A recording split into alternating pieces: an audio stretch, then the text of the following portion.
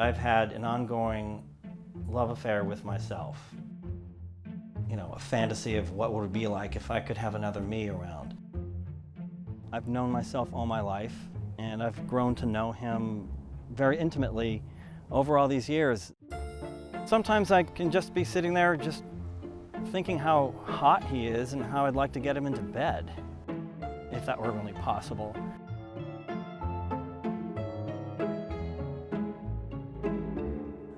I've given myself a few gifts over the years, quite a few.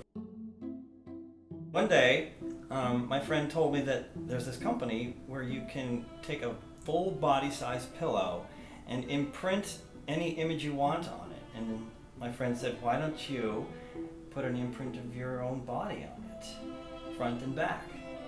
So I did.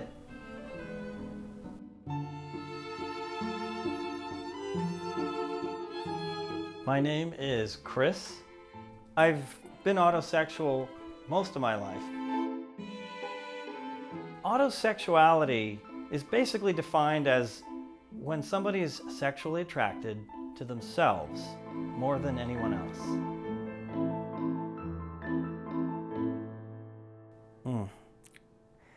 This was at a Starbucks up in Sylmar. I love that shot.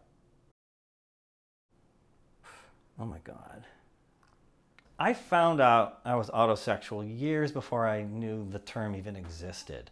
It pretty much happened when I was 13, and I looked in the mirror, and it was one of those thunderstrike moments. I thought, wow, I'm really attracted to him. And being, a 13-year-old in a world where everybody was supposed to be dating other people, and I just felt like I didn't fit in a lot of ways. I'm getting a little bit frisky. Okay, we're good.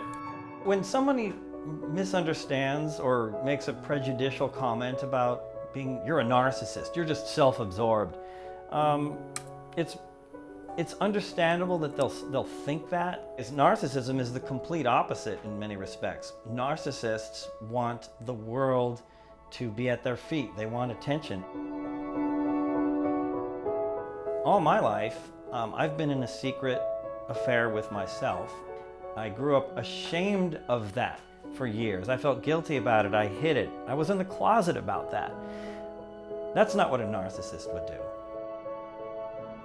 I have a Facebook account, like everybody, like most people, but I have a second Facebook account, and it's only so I can open both accounts at the same time on two different browsers and have little chats in Messenger between me and myself. It's kind of like sexting, and between me and myself, it can get pretty steamy.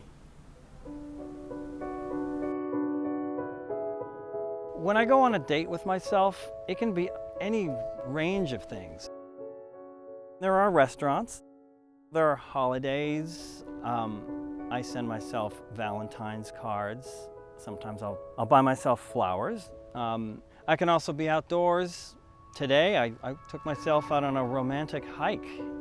Just went way up into the mountains, and I just felt that sense of intimacy and solitude and familiarity. And sometimes I can just be sitting there just thinking how hot he is and how I'd like to get him into bed, if that were really possible.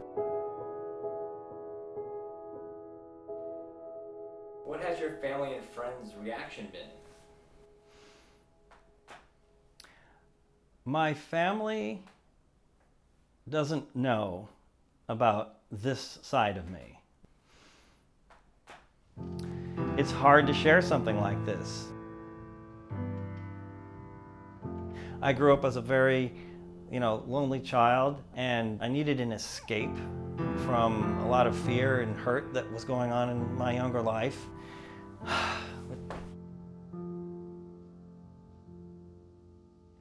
So I found a safe harbor, and it was a place I could hide. I will never be lonely in a relationship with myself. It's companionship, it's harmony, it's safety from the outside world. I like that answer. Yeah, me too.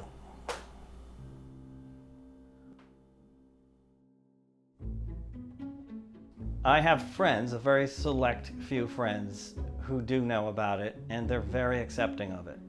Relationships that I've been in the past, I've shared, it's inevitable that I'm gonna reveal myself as autosexual when I'm in a relationship with another person. And generally, if the person whom I'm with at the time is, accepting and open, they really like it. It sort of opens up a door to them, and the whole Chris and Chris thing can be a very exciting adventure. Is that weird? No, I think that's great. I actually married myself a long time ago. It was not official, of course. It was in a room with a mirror, candles. It was an act of defiance against the rigid institution of marriage. But I also did it because I thought it would be really hot to you may kiss the husband. I've been asked if it's ever gotten boring. Sometimes the fire dies out. It hasn't. This relationship with me, it's actually gone the other way.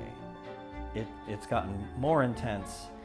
And with the greater amount of acceptance and the ability to be proud about something has only strengthened the excitement. The future of my relationship with myself, I think it's going to get more romantic.